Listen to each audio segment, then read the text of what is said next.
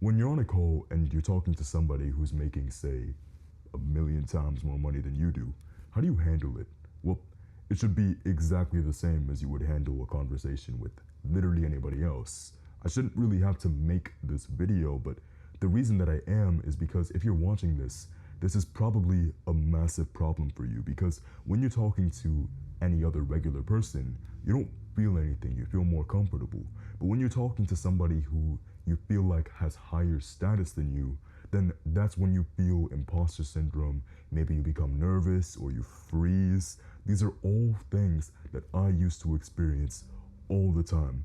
So in this video, I'm gonna show you exactly what I changed in my approach and in my communication to be able to handle calls with literally anybody, whether they seem to have higher status than me or whether they're literally a celebrity adjacent person. It doesn't matter. So if you don't know who I am, my name is Cole Lutalo. I teach communication skills for online business. And this problem hits home for me because I had to deal with it within 2 days of starting my very first online business. I had started out by learning everything that I needed to know about my business model. I sent a few cold emails. I wanted to work with record labels, which was a pretty high bar of a niche, but I wanted to try it. I'm thinking, okay, I'm gonna send 100, then I'll start talking to people because it takes a lot of volume. Within 2 days of me sending those emails, the very second email that I sent got a positive response. I was driving back home and I get a notification from Gmail. I think it's just some promotion from Grubhub or something like that. And I look at it and it's a positive reply. And the guy's like, Nicholas, that's my full name. This is the best cold email, the best personalized cold email that I've ever received. Let's hop on a call.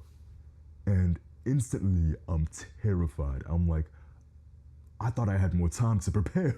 So I responded, I'm like, yeah, absolutely, let's do it. Later that day, we hopped on a call. How do you think that call went? Because I had all of these thoughts in my head. I was nervous, I was scared. I was like, oh my gosh, this guy is like literally the head of a record label. He was a musician. I was like, what am I going to do here? The call went horribly. I was super nervous. I got into a bit of a blur and I just started randomly saying a bunch of different things that didn't make sense. And eventually, at the end of the call, I got yelled at and he hung up, even though he had such a positive response to my original email. And it was over time and reflecting on that experience that I realized that I was making these calls so much harder for myself because I was pedestalizing the person that I was speaking to. And you might be doing this too. And when I say pedestalizing, I don't mean that you're in your head placing them above you. It's more so that you're placing yourself below them. The problem with this is that the way that you perceive yourself a lot of the time is how other people will perceive you, because it's what you're going to show in your body language, in your speaking patterns, and in the way that you present yourself. So when you have this dynamic, the other person has no choice but to see you in that way. And it hurts your authority, it hurts your ability to persuade, and it hurts the way that you're perceived by them. So the way that you fix this is by understanding that nobody is better than you. And when I say this, I don't mean that, oh yeah, you're the greatest person in the world, you're better than everybody, everybody is perfect and special. No, no, no. I mean it in the sense that everybody else on this planet, anybody who's ever accomplished anything, is literally just a body and a brain. And that means that if you were placed in their exact situation, you could accomplish what they've done.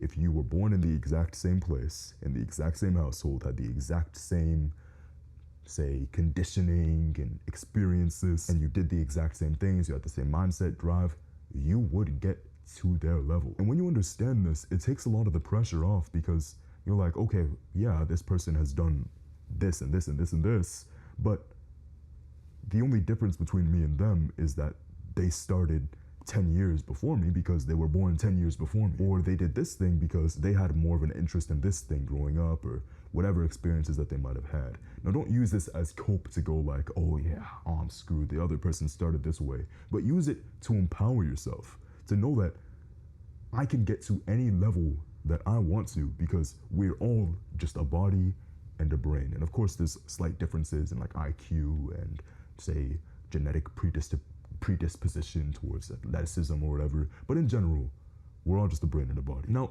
you might hear this, and then on top of that, you might think, well, yeah, sure, but this person is still objectively better than me at X thing or Y thing. And that makes me feel nervous, because I'm not at that level.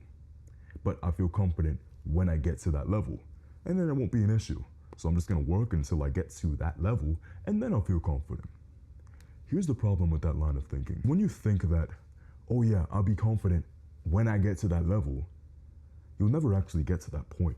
There's so many people who are incredibly capable people, but they can't communicate well because they still feel imposter syndrome or they still feel nerves. So this is something that you have to address now, because if you don't, there's gonna be some guy out there who has way less skill than you and is doing better just because they trust themselves.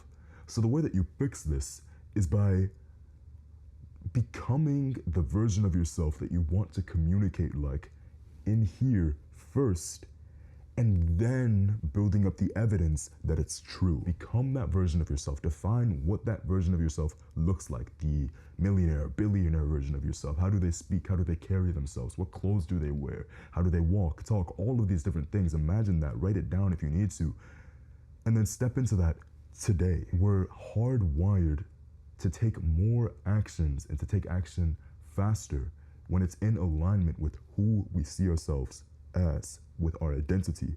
So if you shift your identity, then you can make so much faster progress in your communication and get to the point that you actually want to. You still get there either way. In one way, you get there, but you still feel imposter syndrome, you still feel nervous, and you still mess up in your communication. And the other way, you get there now, and then you actually build evidence that you're at that level. You need to be a little bit delusional here, but that's what's going to get you there. In terms of what you can do practically beyond the mindset side of things, there's a few things that I want to show you. But if there's one thing that you can remember, it's that nobody is better than you, and that you need to get to that level in your head first to bring yourself here through your actions eventually. Now, if you're watching this, before I get into the practical advice, if you made it this far, I'm imagining that you have massive goals for yourself, your business, whatever. And improving your communication skills is just a stepping stone to get there. It's not the big life focus that you have right now. So if that's you, then I encourage you to check out the top link in the description. You'll be taken to a page where you can learn a little bit more about how I might be able to help you fast track your improvement process for your communication. If you don't want to waste hours of your time watching random YouTube videos on the 3-second rule or becoming dangerously confident, I recommend checking that out. Back into the practical side of things.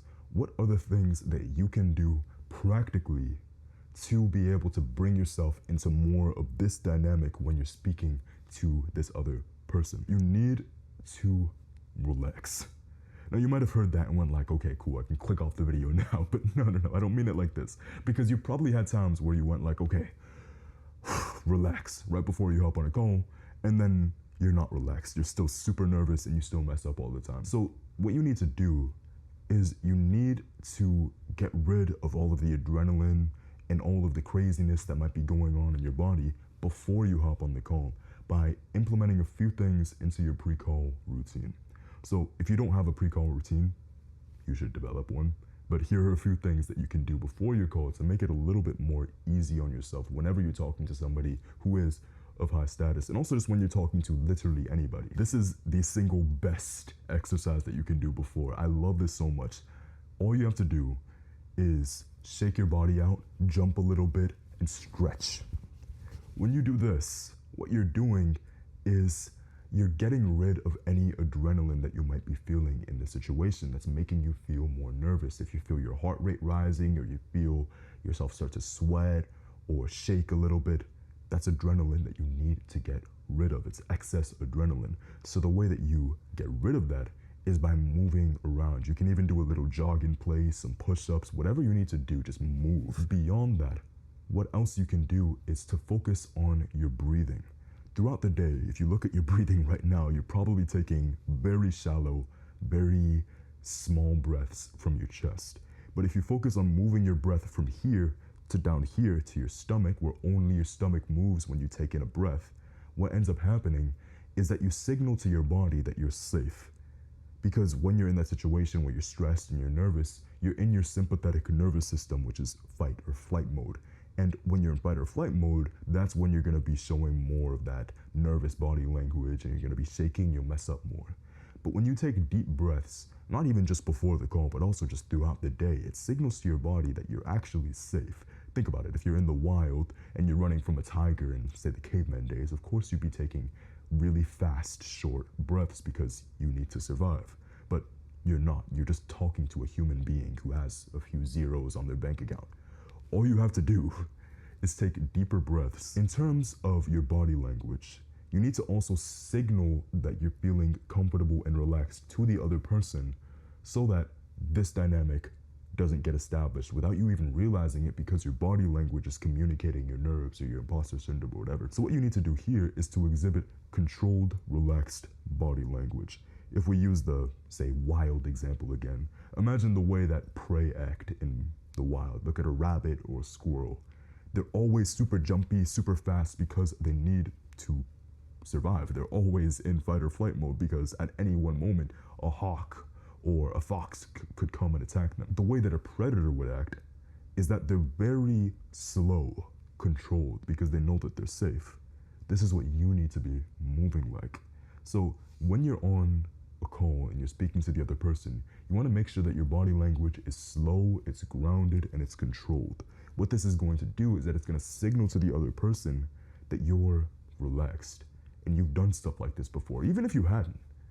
But when you're relaxed, the other person can feel relaxed. But if you're showing the other person that you're nervous through your body language, through things like fidgeting and other soothing behaviors, you're going to show to the other person that you're nervous, and they're going to feel a little bit nervous because they're going to feel like either they can't trust you or you're trying your hardest to get something from them. Beyond your body language and how calm you feel in your body, you also need to make sure that your words are aligned with this state.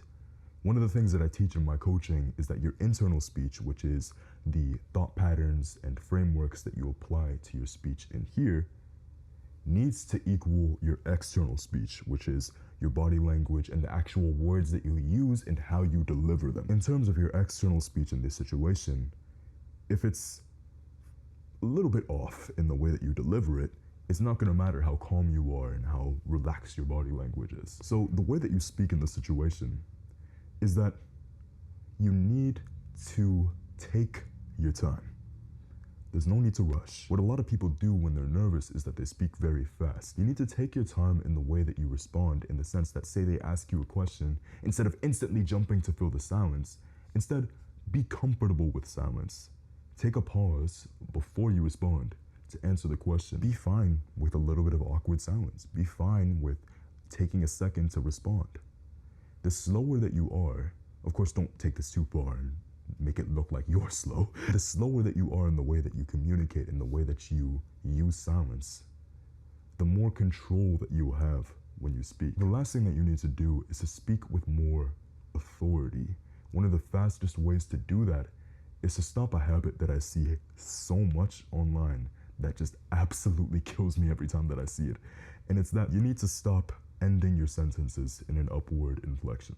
So when you're talking to somebody, an upward inflection would look like if you go like, yeah, so basically that's going to help to get you to reach your revenue goals, and I should be able to help you to get to that point. What does it sound like you're doing in that situation? It sounds like you're asking a question. It's almost like you're questioning yourself whenever you're in that situation. So instead, if you end every single sentence that you have on a downward inflection, like, so that's what's going to get you to hit your revenue goals. Ending it on a downward inflection instead of an upward inflection signals authority, it signals closure to the sentence, and it shows that you're in control and you feel certain about what you're saying instead of feeling unsure. I can't go into absolutely everything on this video because it would end up being probably a few hours long and you don't have time for that. But if you implement all of these things that I've mentioned in this video, calming both your mind and your body and being in control when you speak and speaking with authority, you'll come off a lot more like the dynamic is like this instead of like this whenever you're on a call with somebody who makes a gazillion times more money than you do. I hope this was helpful. Again, check out the top link in the description if you want to fast track your progress for improving your communication. My name is Cole Lutalo. Remember, don't overthink it. You're a lot better at speaking than you think that you are. Have a good one.